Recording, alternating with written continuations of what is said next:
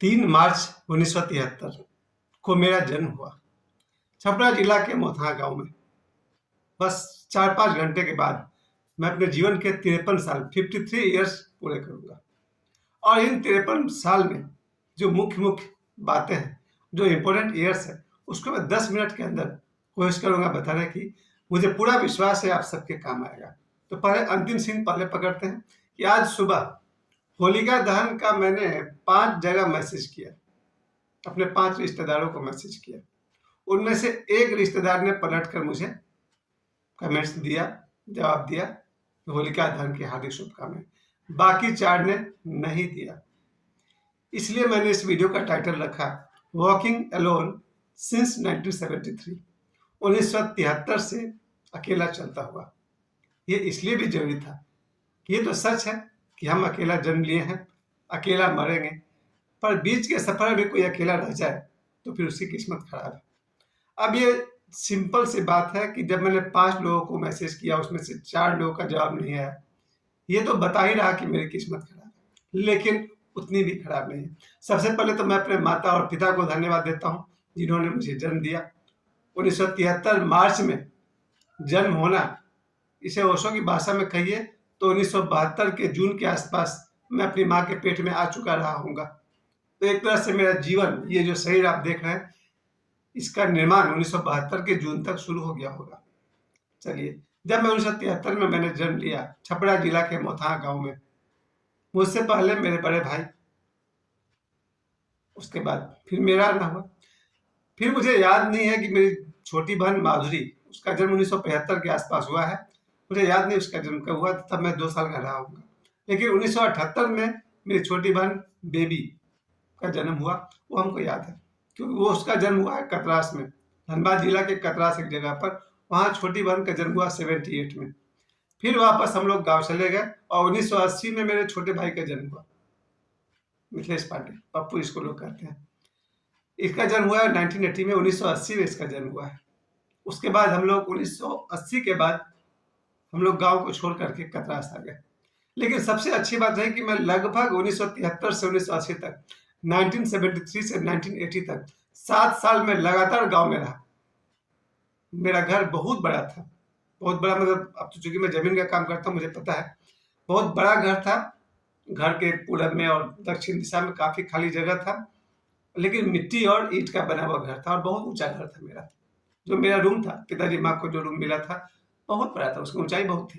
खैर, 7 साल मैंने गांव की जिंदगी जिया, जो आप प्रेमचंद की कहानी पढ़ते हैं वैसी जिंदगी। नदी में नहाना, पोखरे में नहाना, सुबह शाम मंदिर जाना, सारा दिन खेतों में घूमते रहना, और फिर स्कूल भी जाना। मैं पढ़ाई लिखाई में बहुत ही मिडिल टाइप का, मध्यम दिमाग का बच्चा रहा। 1980 के बाद हम लोग कतरास में आ गए।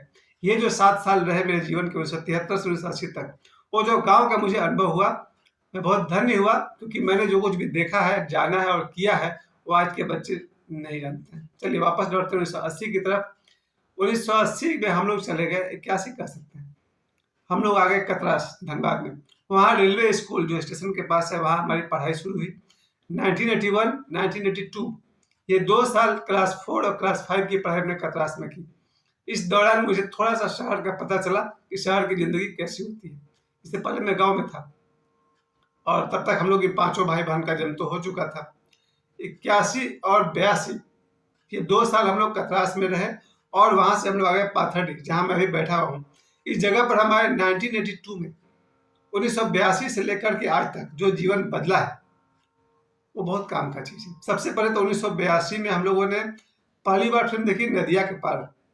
और नदिया के पार फिल्म देखने जब हम लोग गए थे तो वहां पर ट्रेलर दिखाया था बेमिसाल फिल्म का। मैंने जब अमिताभ बच्चन को पर्दे पर देखा तो कुछ जादू लगा। और 1984 से, यानी 11 वर्ष की उम्र से, मैं खुद ही सिनेमा हॉल जाना शुरू कर दिया। और मैंने पहली बार इंडिपेंडेंट कोई फिल्म देखा था तो बरसात की एक रात, यही महावीर टॉकीज में हमने पहली फिल्म देखी। तब मैं 11 साल 2-4 महीने का था। अकेले सिनेमा हॉल जाकर सिनेमा देखने लगा और धुन पकड़ लिया कि एक्टर बनना है। इस धुन का मुझे बहुत बहुत नुकसान हुआ क्योंकि 1984 में मैंने फिल्म देखना शुरू किया और मेरी पढ़ाई का लॉस होना शुरू हो गया। क्योंकि एक फिल्म देखने के लिए 3 घंटा हॉल में बैठो, आधे घंटे जाने में, आधा घंटा आने में, 4 घंटा, और बाकी उस फिल्म की कहानी लोगों को सुनाने में, बकवास करने में, और दिमाग में जो फिल्म छाया रहता था, उससे मेरे पढ़ाई का नुकसान होने लगा। खैर, 1985 में एक और आ गया, वीडियो हॉल। और 1985 में जब वीडियो हॉल आ गया, वो मेरे घर के बहुत नज़दीक था, मोहन बहर में, तो सुबह से शाम तक वीडियो हॉल में फिल्म देखना। वो लोग वीडियो हॉल वाले पहले 1 घंटा पहले से दरवाजा खोल देते थे और गाना का कैसेट चलाते थे। वो फ्री था, दरवाजा खोल दिया, वहीं खड़े हो गए, 1 घंटा गाना सुबह देखो। जब जब उसका शो होगा, पहले वो गाना दिखाता था और जैसे ही फिल्म शुरू होगा दरवाजा बंद कर देगा। उसका गाना देखने के लिए दिन में 4 चक्कर लगाना पड़ता था। और मोहल्ला में वीडियो मंगा मंगा करके लोग सिनेमा देखे। सबसे ज़्यादा उन्होंने नगीना, लोहा, कड़मा फिल्म देखना शुरू कर दिया। और मेरा 1987 में 1986 में क्लास 9 में हम 4 विषय में फेल हो गए। पिताजी से मार खाई, टीचर जो थे उपेंद्र सर, उनसे मार खाए, परिवार में बहुत अपमानित हुए। तब मैंने कसम खाई कि पढ़ाई को सुधारना है। और मैंने 1987 में क्लास 10 में 14-15 घंटा डेली मैंने पढ़ाई की। यानी सुबह 4 बजे माँ जगाती थी, 4 बजे से लेकर रात 9 बजे तक लगातार मैंने पढ़ाई की। और अगस्त आते आते 8 महीना में मैंने पूरा कोर्स खत्म कर दिया, क्योंकि अगस्त में तो फिर जॉन्डिस पकड़ लिया हमको। धूप में ज़्यादा बैठ कर मैथ्स पढ़ाते थे। उसमें 1-2 महीना पढ़ाई छूटा, फिर मुझे धनबाद में एडमिट होना पड़ा 24 दिन के लिए। नेफ्राइटिस बीमारी हो गया था, पूरा शरीर फूल गया था, पानी भर गया था। और फिर हॉस्पिटल से निकले तो जनवरी में बुखार पकड़ता था। और उसी बीच हमने फरवरी मार्च में बोर्ड एग्जाम दिया और फर्स्ट क्लास नंबर से मैं पास हुआ। 70% नंबर था उस जमाने में। ये मैट्रिक के पास मैंने अकेले पढ़ाई करके फर्स्ट डिवीजन से पास किए। उसके बाद ईगो पकड़ लिया, अहंकार पकड़ लिया। और 1988 के बाद इंटरमीडिएट आईएससी की जो पढ़ाई हमने की, आरएसपी कॉलेज जाना और बीच में सिनेमा हॉल में घुसना, चांदनी चालबाज और फिल्मी दुनिया का जो भूत सवार हुआ। फिर मुझे वैसा एक दोस्त भी मिल गया। हम दोनों दोस्त चाहते थे कि बॉलीवुड में जाएं। फिर 1, 2, 3, 4 ऐसे ऐसे मेरे दोस्त मिलते चले गए। 1990-91 में बहुत कीमती लोग मुझे मिले। 88 में मिले, 1990-91 में बहुत कीमती लोग जिन्होंने मिले, जो आज भी मेरे साथ हैं। उन सब के बीच मेरा एक ही स्ट्रगल था, एक्टर बनना है।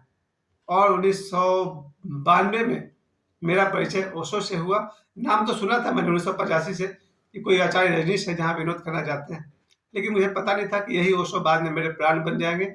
आज अगर मेरे कोई प्राण है तो ओशो है। खैर, 1992 में ओशो से मेरा परिचय हुआ। 1997 में मैंने दीक्षा ली थी और आज सुबह से रात तक ध्यान साधना करता हूँ तो ओशो का सिखाया हुआ। 1992 के बाद 1993 में मेरे जीवन में एक और महासिद्ध आए, डॉक्टर नारायण दत्त श्रीमाली, जिन्हें निखिलेश्वरानंद जी कहते हैं। इतने बड़े सिद्ध जिसकी आप लोग कल्पना नहीं कर सकते, जिन्होंने 108 तरह की दीक्षाएं ली और बहुत तरह की साधना उन्होंने की। यानी अगर कोई देवराहा बाबा और ओशो के पैरेलल कोई मुझे दिखते हैं तो निखिलेश्वरानंद जी, डॉक्टर नारायण दत्त श्रीमाली। 1993 में मेरा परिचय निखिलेश्वरानंद जी से हुआ, मेरे दोस्त संतोष भाई के थ्रू। और उसके बाद हम लोग चल पड़े अध्यात्म के राह पर। लेकिन 1991 में मेरे फुफेरे भाई राजेश्वर भैया के थ्रू देवराहा बाबा का एक ग्रंथ पढ़ने को मिला, देवराहा ज्ञान गंगा। यानी 1991 में देवराहा बाबा आए पहले, 1992 में ओशो की इंटरव्यू, 1993 में निखिलेश्वरानंद जी। यही 3 सदगुरु आज तक, अभी तक एक एक सेकंड मेरे साथ हैं। 1995 में मैं मुंबई चला गया और मुंबई का जो 8 साल रहा, 1995 से 2003 तक, बहुत संघर्षों से भरा रहा। पाया कुछ खास नहीं। 2003 में मेरी शादी हो गई, वापस मैं लौटा। शादी के बाद एक बार फिर जाकर प्रयास किया 2004 में। बात कुछ ज्यादा बनी नहीं, 2, 4, 5, 10 सीरियल में काम किया, कैरेक्टर रोल किए। लगा इससे तो जिंदगी बर्बाद हो जाएगी, कुछ होने वाला है नहीं। 2004 में मैं वापस आ गया और यहाँ से जीवन ने बहुत सुंदर टर्न लिया। 2003 में मेरे जीवन में मुन्नी सिंह आई। 2004 में मेरा बेटा सोहम पांडे मेरे जीवन में आया। 2005 में मेरी एक ग्रैंड डॉटर है, वो मेरे जीवन में आई, तो आज तक मेरे गाइड की तरह है, मुझे रास्ता दिखाती है। 2006 में मेरा भतीजा, उसका जन्म हुआ, जो अभी मेरा बेस्ट फ्रेंड है। 2007 में एक और बच्ची का जन्म हुआ, तो आज भी मेरे साथ है और भगवान ने चाहा तो हमेशा उसका साथ बना रहेगा। उसके बाद 2008 में मेरी बेटी साक्षी का जन्म हुआ। 2009 में प्रतीक्षा मेरी भगिनी का जन्म हुआ और 2010 में मैं मुंबई चला गया और मैंने बहुत बड़ी सीरियल में काम किया था, घर की लक्ष्मी बेटियां। 6 एपिसोड मैंने किया था और थोड़ा बहुत ट्राई किया 2010 में फिर वापस आ गया और 2011 से मेरा टीचर का ज़िंदगी शुरू हुआ। वास्तव में 2004 में शुरू हुआ था। मैंने टीचर की ज़िंदगी मैंने बहुत जिया और अब 2025 में अक्टूबर से दिवाली के बाद मैं प्लॉटिंग के काम में मैंने इंटरेस्ट लिया और अभी यहाँ परगाबाद में जो छठ तालाब के सामने जो माँ काली का मंदिर है उसके बगल में जो ज़मीन है उसके प्लॉटिंग में मैं साथ में काम करता हूँ और वहाँ सुबह से रात तक मैं काम करता हूँ। इन शॉर्ट मैं यही कह सकता हूँ, जीवन में बहुत सारे कीमती लोग बिछड़ गए, बहुत सारे कीमती लोग हैं। जीवन का मेरे हिसाब से यही कहूँगा कि कल मेरा जन्मदिन है 3 मार्च। आप सबका मुझे आशीर्वाद चाहिए। मैं अकेला जन्मा जरूर हूँ, अकेला मरूंगा भी, अकेले जीना नहीं चाहता हूँ। आप सबका साथ मिले यही मुझे चाहिए। मेरे जन्मदिन पर मुझे आप सभी का आशीर्वाद चाहिए। वादा करिए कि आप सब मेरे साथ हैं। मुझे मैसेज करिए, I am always with you.